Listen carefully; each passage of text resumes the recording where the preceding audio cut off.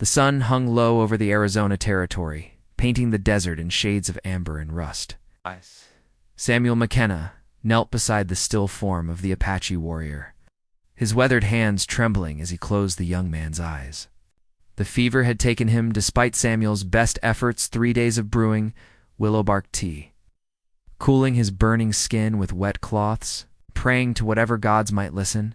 Samuel had found him collapsed near the creek that ran through, his property an arrow wound festering in his shoulder. Any other rancher would have left him to die, or worse. The Apache raids had claimed too many lives in these parts, including Samuel's own brother just 2 years prior. But something in the warrior's face, so young, barely more than a boy, had stirred memories Samuel had buried deep. Now, as the desert wind whispered through the mesquite trees, Samuel began to dig. The ground was hard as iron, baked by the relentless sun, but he refused to use tools. This death deserved the honor of hands, of sweat, of genuine grief. Each scoop of earth felt like penance for all the hatred that had poisoned this land. His mind drifted as he worked, traveling back 20 years to when his world had been painted in different colors entirely. 1853 Samuel had been 25 then, full of dreams and cocky confidence. He'd come west with nothing but a horse, a rifle, and his father's stubborn determination to carve something meaningful from the wilderness. The ranch was just a dream then, a few head of cattle and a one-room cabin he'd built with his own hands. That's when he'd first seen her. She'd been gathering herbs by the same creek where he'd found the dying warrior, her long black hair catching the morning light like silk. When their eyes met across the water, Samuel felt something shift inside his chest, as if the world had suddenly remembered how to breathe. Her name was Ayanna, which meant eternal blossom in her Apache tongue. She'd taught him that on their third secret meeting, along with words for sky water. And the feeling that bloomed between them, a feeling that had no translation in either of their languages. "My people will never accept this," she'd whispered one evening, as they sat hidden in a grove of cottonwoods. "Nor will yours." Samuel had taken her hands, so small and delicate, yet strong from years of desert survival. "And we'll make our own people. Just you and me." But love, Samuel had learned, was no match for the hatred that simmered between their worlds. The memory stung, as fresh as yesterday. Samuel continued digging. His back ached, and his hands were raw and bleeding. But he didn't stop. The warrior deserved better than a shallow grave, and somehow, giving him that felt like honoring Ayanna too. By the time he finished, stars were emerging in the darkening sky. He'd built a proper cairn of stones over the grave and spoken. What? Apache words he remembered, prayers Ayanna had taught him long ago. The irony wasn't lost on him that the only Apache words he knew were prayers and love songs. 3 days later, Samuel was mending fence when he saw them coming. A line of Apache riders approached his property, moving at a steady walk rather than the charging gallop he might have expected. His heart hammered against his ribs as he counted them, 12 warriors, all armed but not in war paint. At their head rode an older man with silver threading through his black hair, and scars mapping stories across his weathered face. Samuel's hand moved instinctively toward his rifle propped against the fence post, then stopped. If they meant to kill him, they would have done it already. Instead, something in their approach spoke of ceremony, of purpose beyond violence. He walked out to meet them, his boots crunching on the dry grass. The silver-haired leader dismounted first, his eyes never leaving Samuel's face. When he spoke, his English was careful but clear. "You buried our young warrior with honor," he said. "We have come to return what was taken from you long ago." Samuel's throat tightened. "I don't understand." The Apache leader gestured to the riders behind him. 2 of them dismounted, helping a third figure down from a horse at the back of the group. Samuel's vision blurred as the figure stepped forward, removing the hood that had concealed her face. When 20 years had touched her gently silver threads in her black hair, lines around her eyes that spoke of laughter and sorrow in equal measure. But her eyes were the same dark pools that had haunted his dreams for 2 decades. "Hello, Samuel," she said softly. The world tilted on its axis. Samuel felt 25 again, felt his heart remembering rhythms it had forgotten. Ayana, but ... how? What? You died. The raid on your village, they told me everyone died. Pain flickered across her face. Not everyone, but many, including the man I was to marry. The silver-haired leader, who Samuel now realized was Ayana's father, stepped forward. My daughter lived. But we told her you had taken a white wife, started a family. We told you she had died. The hatred between our peoples demanded such lies. Samuel's legs nearly gave out. You've been alive all this time? As have you, she replied, her voice barely above a whisper. Have thought of you every day for 20 years. The story spilled out slowly over the next hours as they sat around Samuel's kitchen table. Chief Ayana's father had been trying to prevent war, knowing his small band could never survive against the encroaching settlers. When he discovered his daughter's secret meetings with the young rancher, he'd seen only disaster. I thought if I separated you, the anger might cool, Taze explained, his weathered hands wrapped around a cup of coffee. Instead it is burned in both your hearts like a coal that never dies. Ayana had been married to a good man from a neighboring tribe, a political alliance that brought protection but never love. She'd borne him 2 children and mourned his death in a skirmish 3 years prior. Samuel had remained alone, unable to find room in his heart for anyone else. The young warrior you buried, Taze continued, was my grandson, Ayana's son. Da-da-da-da-da. Words hit Samuel like a physical blow. He looked at Ayana, saw the grief she carried like stones in her chest. His name was Dakota, she said quietly. He was everything good about his father and nothing of the anger that is poisoned. Our peoples. When fever took him, I wanted to die too. Why was he alone? Samuel asked. Why wasn't he with your people? Ayana's eyes filled with tears because he was trying to find you. For me, the truth unfolded like a flower blooming in reverse. Dakota had convinced his mother to let him seek out the white rancher his grandfather spoke of with grudging respect. The boy had been curious about the man who had loved his mother, who had never married because of that love. Wanted to meet you, Ayana continued, to see if the stories were true. If you really were the man who chose love over hatred. Samuel felt his chest crack open, and I couldn't save him. But you honored him, Taze said firmly. A white man who buries an Apache warrior with his bare hands. This is a man who understands what it means to love beyond the boundaries his world has drawn. As the evening deepened, the other Apache warriors made camp near the creek, respecting the privacy their leaders needed for this delicate reunion. Samuel and Ayana walked to the porch, where the desert night wrapped around them like a familiar blanket. I dreamed of you, she said, settling beside him on the wooden steps. Every night for 20 years, I dreamed you would come for me. I thought you were dead, Samuel replied, his voice rough with emotion. If I'd known, you would have started a war trying to find me. He couldn't deny it. In his youth, he'd been foolish enough to believe love could conquer anything, even the deep hatred between their peoples. I'm not the same man, he said finally. 20 years alone, it changes a person. Ayana studied his face in the moonlight. Show me who you've become. So he told her about the long years of solitude, the way he'd poured all his unused love into building something lasting on this harsh land. How he'd learned to read the desert's moods, to work with the land rather than against it. Other settlers, when they needed it, regardless of their opinions about Apache sympathizers. And you? He asked. Who did you become? Her story was one of quiet strength, of raising children while carrying a secret love, like a sacred burden. She'd become a healer among her people, learning the old ways from the grandmothers, keeping traditions alive, even as their world changed. Around them, I never stopped loving you, she said simply. Even when I tried. Even when I thought it was foolish to love a ghost. Samuel reached for her hand, marveling at how perfectly it still fit in his. What happens now, your people, my neighbors? My father is old, she interrupted. Old enough to be tired of hatred. Old enough to see that love might be the only thing stronger than the anger that's eating our peoples alive. A night bird called from the mesquite trees, its song echoing across the desert. Somewhere in the darkness, Samuel could hear the quiet voices of the Apache warriors, speaking in their ancient tongue. Stay, he said, the word falling from his lips like a prayer. Don't leave again? Ayana was quiet for a long moment, her thumb tracing patterns on the back of his hand. My son died believing love was stronger than hatred.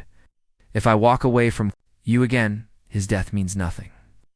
The next morning brought a revelation that would change everything. Chief Taze approached Samuel as he was feeding his horses, the old man's face grave with purpose. There is something else, Taze said. Something we have carried for 20 years.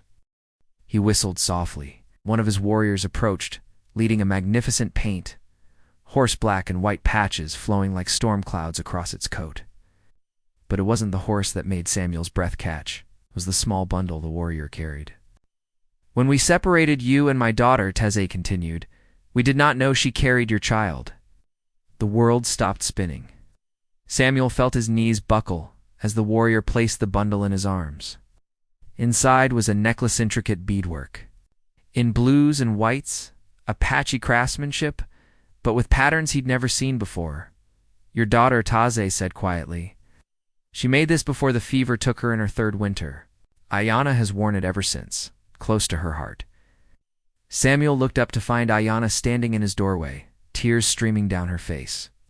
In her arms she held a small wooden carving a horse, crude but unmistakably made with love. You look like you, Ayana whispered. Your eyes, your stubborn chin. We named her Esta Snow because she was born during the first blizzard of winter. Oh.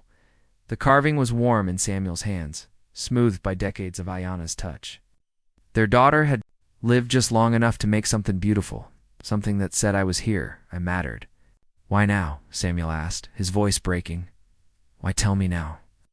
Because burying my grandson with honor proved you are the man I believed you to be, Taze replied. A man worthy of knowing his daughter existed. A man worthy of the love that has kept my Ayana's heart alive for 20 years. The days that followed blurred together like watercolors in rain. Samuel and Ayana walked his land together, sharing 20 years of stories, 20 years of longing. 20 years of love kept alive by nothing but memory and hope. She showed him Apache ways of reading the desert, how to find water in the driest season, which plants could heal and which could harm. He taught her about cattle, about building, things to last, about the strange loneliness of white settlers so far from everything they'd known. Your neighbors will not accept this, she said one evening, as they watched the sunset paint the sky in impossible colors. Some will, some won't. Samuel's arm tightened around her waist. I'm too old to live my life according to other people's. Hatred, and if they come with guns, then we'll face them together. I won't hide you again, Ayana. I won't pretend this love is something to be ashamed of. That night, she stayed in his house instead of returning to her father's camp. They lay side by side in his narrow bed, 20 years of separation dissolving in the simple miracle of shared breath. I'm scared, she whispered in the darkness. Of what? Of hoping too much, of believing this can last. Samuel turned to face her, his hand finding her cheek in the moonlight streaming through his window. I've learned something in 20 years alone. Hope is the only thing that survives everything else. Cattle die, crops fail, people leave, but hope just gets stronger. Kissed him then, soft and sweet and desperate all at once. It tasted like coming home after a lifetime of wandering. 3 weeks later, Samuel's neighbors came. He was shoeing a horse when he saw them approaching. A dozen riders led by Marcus Brennan, whose ranch bordered Samuel's to the east. Brennan. It was a hard man, made harder by losing his youngest son to Apache raiders the previous spring. Samuel straightened slowly, his hand moving to the rifle propped against the barn wall.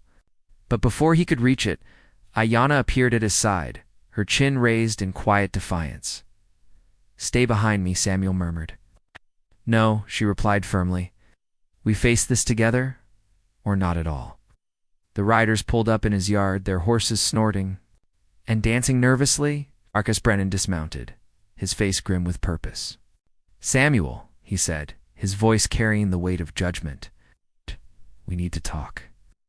Then talk, Samuel replied, moving slightly in front of Ayana, despite her protests. You're harboring an Apache woman. After everything they've done to us, to our families, after everything we've done to them, Samuel interrupted. The killing goes both ways, Marcus. Ah! My boy was 8 years old. Brennan's voice cracked with grief and rage. 8 years old, and they scalped him like an animal. And I'm sorry for that. Sorrier than you'll ever know. But punishing an innocent woman won't bring your son back. One of the other riders, a young man Samuel recognized as Tom Bradley, spat into the dust. Apache, which probably put a spell on. You. That's how they work seduce white men, then lead the war parties right to their doors. Ayanna stepped forward, her voice calm and clear. I am the daughter of Chief Taze. If I meant harm to this man, to any of you, I would not stand here in the daylight where you can see me clearly. Pretty words, Brennan said coldly, but words don't bring back the dead. No, Ayanna agreed. But perhaps they can prevent more. Death. She reached into her dress and pulled out a small bundle wrapped in doeskin. Samuel tensed, but she held it out toward Brennan with steady hands. This belonged to my son, she said quietly. He died of fever 3 weeks ago, Samuel McKenna. Buried him with honors usually reserved for warriors, though he had every reason to hate Apache people. Brennan's face flickered with confusion. What are you saying? I'm saying that hatred is a poison that kills the vessel that carries it, Ayanna replied. My son died because he was trying to build bridges instead of burning them. This man. She gestured toward Samuel, chose love over vengeance when every part of him should have chosen otherwise. She unwrapped the bundle, revealing a child's moccasins, decorated with intricate beadwork. These were made by my mother for her grandson. I offer them to you for the son you lost. Not to replace him, nothing could do that but to honor his memory with something beautiful instead of something angry. The silence stretched like a bowstring. Samuel could hear his heart hammering against his ribs, could feel the weight of decision hanging in the desert air. Finally, Marcus Brennan stepped forward and took the moccasins. His hands were shaking. This doesn't change what happened, he said, his voice thick with emotion. No, Ayanna agreed, but it might change what happens next. The confrontation ended not with violence, but with something Samuel had never expected understanding. Not forgiveness, perhaps, and certainly not approval from everyone, but a grudging acknowledgement that love, real love, was rare enough in this harsh country to deserve protection. Marcus Brennan didn't become an ally, but he didn't become an enemy either. He rode away with the moccasins clutched in his weathered hands, his face a mask of confused grief. Tom Bradley spat once more and declared that Samuel was a fool and worse. But even he couldn't bring himself to act on his anger when faced with Ayanna's quiet dignity as the riders disappeared into the distance. Chief Taze emerged from the house where he'd been watching from the window. They will be back, he said matter-of-factly. Maybe, Samuel replied, but not today, and maybe not tomorrow either, and if they come with more men, with violence in their hearts.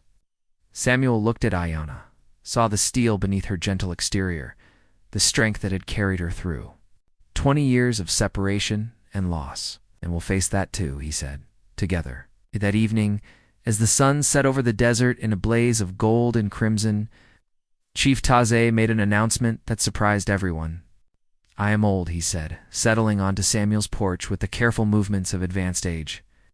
Too old to keep fighting wars that cannot be won. My daughter has found her path back to love. I'll not stand in her way again. What are you saying? Ayanna asked, though Samuel could see in her eyes that she already knew. I'm saying that some battles are worth fighting and some are worth surrendering. This love of yours has survived 20 years of separation, the death of a child, the hatred of two peoples. Perhaps it is stronger than all of us. He stood, slowly, his joints creaking with age and old wounds. My warriors and I will return to our people. But you, daughter, you belong where your heart is. You always have. 2 months later, Samuel McKenna and Ayanna were married by a traveling preacher who asked no questions about her heritage. The ceremony was simple, just the two of them, Chief Taze and the endless sky, as witness. Ayanna wore white, as was the custom, but she also wore the necklace their daughter had made. Blue and white beads catching the morning light like captured stars. Samuel wore his best shirt and the shell bracelet Ayanna had given him 20 years ago, hidden all these years in a box beneath his bed. Do Do you, Samuel, take this woman to be your wife, in sickness and in health, for richer or poorer, till death do you part? I do, Samuel said, his voice carrying across the desert, and beyond death, if such things are possible. And do you, Ayanna, take this man to be your husband, to love and honor, in good times and bad, till death do you part? I do, she replied, her eyes never leaving his face. As I have for 20 years already. The preacher pronounced them husband and wife, and when Samuel kissed his bride, it felt like the first sunrise after an endless night. They built their life together slowly, carefully, like something precious that might break if handled roughly. Samuel taught Ayanna to read English. She taught him to speak Apache fluently. They planted a garden together, mixing seeds from both their world's corn and beans and squash. Growing alongside wheat and barley, their nearest neighbors remained wary, but gradually came to accept the unusual couple. It helped that Ayanna proved herself invaluable during a diphtheria. She's different from what I expected. Martha Stevens admitted to her husband after Ayanna had sat up all night with their fevered daughter. Apache or not, she's got a good heart. Word of their marriage spread across the territory, bringing curious visitors and occasional trouble, but for every person who came with hatred in their heart, 2 came with curiosity. And some even came with acceptance. On their first anniversary, they stood together at the grave of the young Apache warrior, whose death had brought them back together. Samuel had built a proper headstone, carved with both English and Apache words, and Ayanna had planted desert wildflowers around the base. Do you think he knows? She asked, her hand resting on the stone. Do you think Dakota knows that his death gave us life? I think love doesn't die, Samuel replied, pulling her close. I think it just changes form, like water becoming steam, becoming rain, becoming rivers that flow forever. They had talked of having children, but Ayanna was 45 now, and such hopes seemed unlikely. Instead, they poured their parental love into the young people who sought them, out Apache youth curious about the white world. Settler children. Fascinated by Apache stories and customs, their house became a bridge between worlds, a place where 2 peoples could meet without violence, where understanding might grow in the space that love had created. 5 years after their wedding, Chief Tazai died peacefully in his sleep. They buried him according to Apache custom, and Samuel was honored to help carry the old chief to his final rest. At the funeral, Tazi's grandson Dakota's younger brother sought out Samuel. My grandfather told me something before he died, the young man said. He said you were the bravest warrior he ever knew, because you fought for love instead of against hate. Samuel felt tears sting his eyes. Your grandfather was a wise man. He also said this. The young man pressed something into Samuel's hand, a small leather pouch. He said you would know when to open it. That night, Samuel and Ayanna sat on their porch as they did every evening, watching the stars emerge in the vast desert sky. He showed her the pouch, and together they opened it. Inside was a single wildflower seed, dried and carefully preserved. He knew, Ayanna whispered, understanding immediately. He knew we would plant it together. They planted the seed in there. Garden the next morning, in a spot where it would catch both the sunrise and the sunset. It grew into something neither of them recognized. Not quite Apache, not quite Anglo. Something new and beautiful and uniquely their own, like their love, like their life together, like the bridge they had built between 2 worlds with nothing. But faith and stubborn hope and the absolute certainty that some things are worth fighting for, even when the whole world says you're wrong. Samuel McKenna lived to be 87 years old. Ayanna lived to be 85. They died within 3 days of each other, as if neither could bear to face the world without the other.